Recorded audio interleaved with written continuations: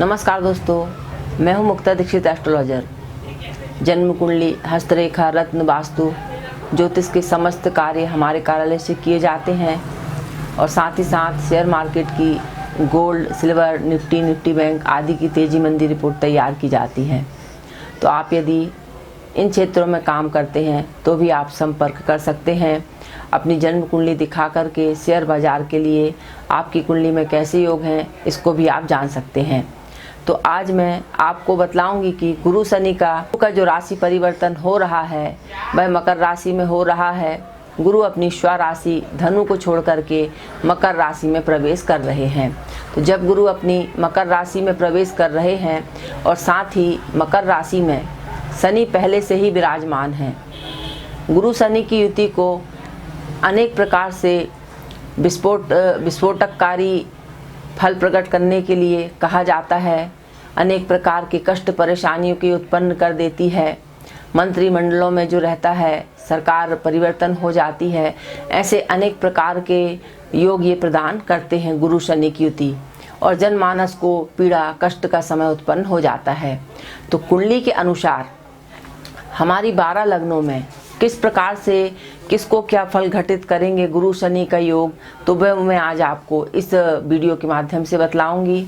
तो सबसे पहले 20 नवंबर को जो है लेकर के 5 अप्रैल तक गुरु शनि की युति रहेगी और इन खास महीनों में आपकी लग्न के अनुसार गुरु शनि का क्या फल होगा, क्या फल आपको मिलेगा, किसके कार्य व्यापार में तरक्की होगी, किसको हानि होगी, किसको कार्य व्यापार के अच्छे योग बनेंगे, किसके विवाह के योग बनेंगे और किसको धन हानि होगी, ये सारी बातें आज हम इस वीडियो के माध्यम से जानेंगे। तो दोस्तों, आप मेरे चैनल को लाइक कीजिए, सब्सक्राइब कीजिए, शेयर कीजिए। अब देखते हैं कि सबसे पहले आती है मेष लग्न। मेष लग्न में जो है गुरु शनि की युति जो है दशम स्थान यानी कि कर्म क्षेत्र पर बन रही है, और कर्म क्षेत्र पर जब शनि आता है तो कार्य क्षेत्र को बढ़ाने वाला हो जाता है। लेकिन गुरु अपनी नीच राशि में है तो यहाँ पर नीच भंग राजयोग का भी फल प्रदान करेगा और चतुर्थ भाव को यानी अपनी कर्क राशि को देखेगा। तो इससे आपको जो है शुभ फल की प्राप्ति होगी। भूमि, वाहन, भवन इनसे संबंधित कार्यों में भी आपको सफलता के योग बनेंगे। 5वीं दृष्टि धन स्थान पे, कुटुंब स्थान पे रहेगी। कुटुंब से सुख के कार्य होंगे, मंगल के कार्य बनेंगे। 9वीं दृष्टि जो रहेगी गुरु की, वह रहेगी जो है अपने 6वें भाव पर। 6वां भाव होता है ऋण, रोग और शत्रुओं का, तो इन पर आपको विजय की प्राप्ति होगी। तो देखा जाए एक दृष्टि से तो आपको मिश्रित मिला जुला फल आपको मिलेगा। अगली राशि आती है वृषभ राशि। तो वृषभ राशि वालों के लिए जो है गुरु शनि की युति भाग्य स्थान पर बन रही है। तो जब गुरु शनि की युति भाग्य पर रहती है तो धार्मिक क्षेत्रों में अनेक कार्य किए जाते हैं। धार्मिक क्षेत्रों में व्यक्ति का लगाव बढ़ जाता है और इस क्षेत्र में व्यक्ति अनेक काम करता है।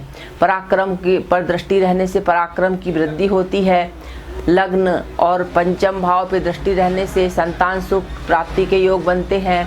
पुत्र संतान का जन्म होता है। इसके साथ ही साथ जो है जिनके विवाह नहीं हुए रहते हैं उनके विवाह के योग भी निर्मित होते हैं। तो इसलिए वृषभ राशि वालों को भी शुभ फल इसका घटित होगा। अगली राशि आती है आपकी मिथुन राशि। मिथुन राशि वालों के लिए अष्टम स्थान पर गुरु शनि का गोचर हो रहा है। तो यह आपके लिए कुछ कष्ट का उत्पन्न कर सकता है। रोग से, बीमारी से, दुर्घटनाओं से आपको कष्ट बन सकता है।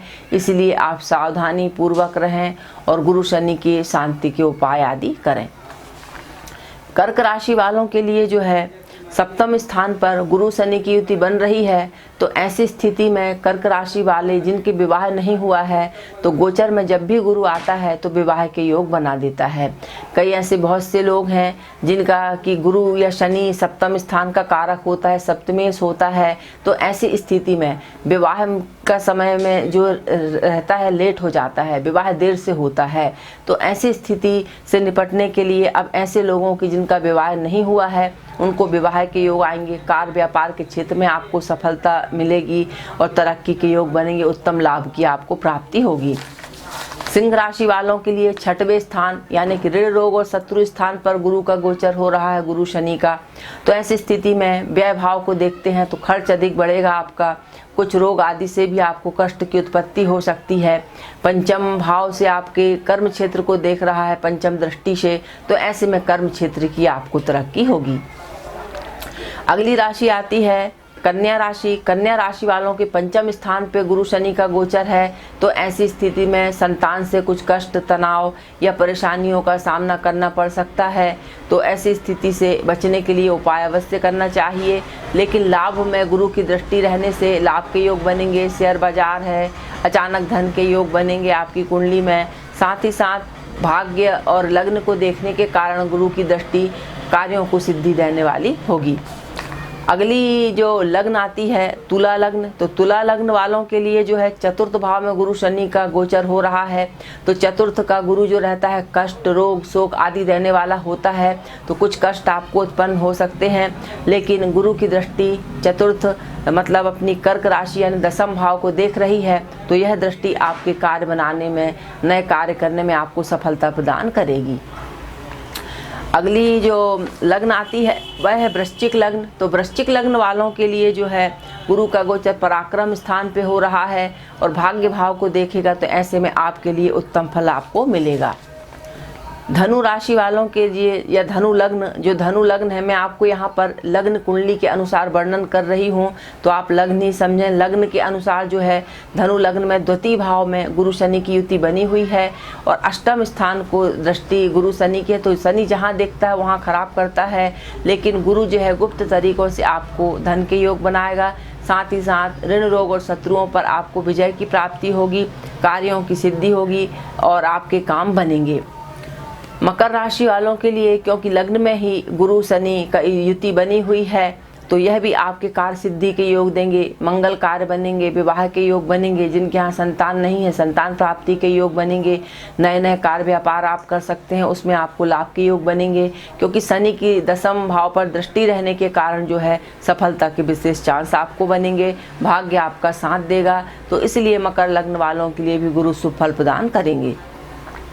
कुंभ लग्न वालों के लिए 12वें भाव में शनि और गुरु का गोचर हो रहा है। तो ऐसी स्थिति में जो है एक सरल नाम का धन योग बनता है। तो कुंभ लग्न वालों के लिए विशेष धन के योग बनेंगे, तो अचानक धन प्राप्ति के आपको योग बनेंगे। लेकिन छठवें भाव में दृष्टि रहने के कारण अचानक धन हानि भी आपको हो सकती है। गुरु की दृष्टि चतुर्थ भाव में रहने से घर परिवार में मंगल कार्य के योग बनेंगे। भूमि, वाहन, भवन, इन सारे क्षेत्रों में आपको सफलता की प्राप्ति होगी। अब हम देखते हैं कि मीन राशि। तो मीन राशि वालों के लिए लाभ में जो है मीन लग्न के जो है 12वें भाव में मकर राशि विराजमान है और उस पर गुरु शनि का गोचर है लाभ में। तो यह शुभ फल प्रदान करेगा। अनेक क्षेत्रों से, अनेक तरीकों से, अनेक कार्यों से आपको धन लाभ के योग बनेंगे। गुरु की दृष्टि पराक्रम पे रहने से आपका पराक्रम बढ़ेगा, लेकिन शनि की दृष्टि अष्टम भाव पे रहने से कुछ रोगों की उत्पत्ति हो सकती है, कष्ट भी आपको हो सकता है। थोड़ी सी सावधानी रखने की आपको आवश्यकता पड़ेगी। तो दोस्तों इस प्रकार से जो है गुरु शनि का गोचर आपकी कुंडली में असर करेगा, लेकिन हमें जो अधिक जानकारी रहती है वह हमें अपनी कुंडली के अनुसार लेना चाहिए। कुंडली में कौन सी आपको दशा चल रही है, महादशा चल रही है, यह हमारे जीवन को प्रभावित करती है। तो वीडियो देखने के लिए आपको बहुत बहुत धन्यवाद। नमस्कार।